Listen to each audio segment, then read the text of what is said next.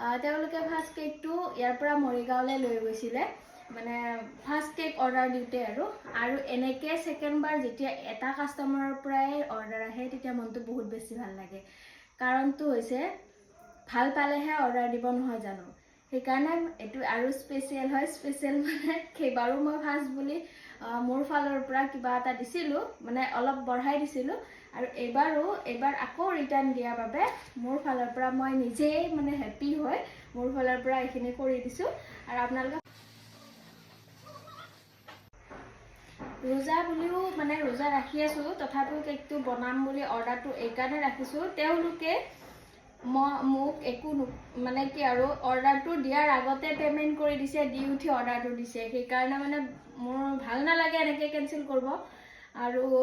ৰোজা তাৰ মাজতে কাপোৰৰ বিজনেছটো কৰিছোঁ যিহেতু তাতেও অলপ ব্যস্ত থাকিবলগীয়া হৈছে তাৰ মাজতে আকৌ যেতিয়া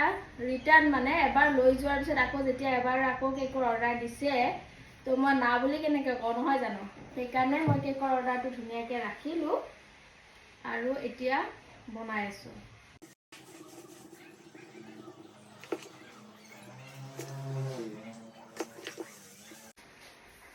যিখিনি এক্সট্ৰা ক্ৰীম আছিল ছাইডত মানে ওলাই অহা সেইখিনি মই কাটি দিছোঁ তাৰপিছত বাকী ওপৰৰখিনি ফিনিচিং দিম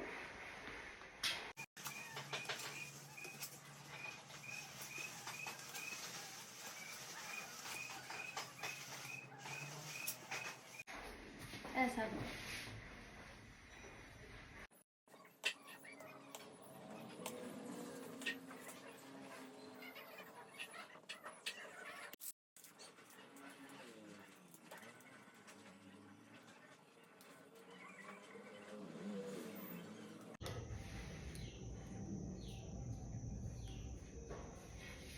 আৰু এইফালে মোৰ কেকটো হৈ গ'ল প্ৰথমবাৰৰ কাৰণে ডৰেমন কেক বনাইছোঁ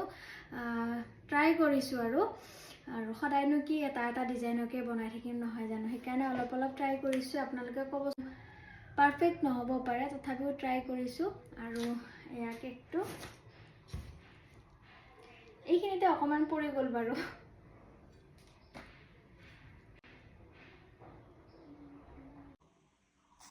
আৰু এয়া ওজনটো চাওক